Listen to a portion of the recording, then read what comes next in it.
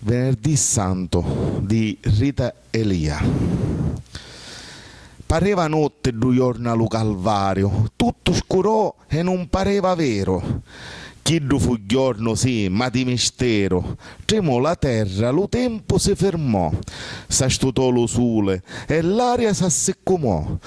Voci, spavento e ansia dintra le core, ma forse è più davvero lo Redentore?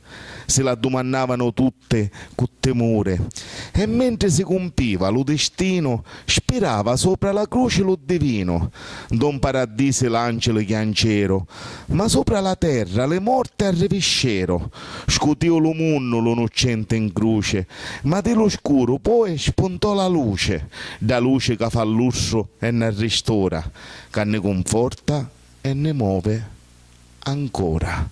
Venerdì Santo è una poesia tratta dal libro La vita sciure d'amore di Rita Elia. Cara Rita, spero che la mia interpretazione sia andata bene, che ti sia piaciuta, e colgo l'occasione per farti gli auguri di una Santa Pasqua a te, a tutta l'associazione Termine d'Arte, ai nostri soci e naturalmente anche a tutte le persone che guarderanno questo video. Buona Pasqua a tutti.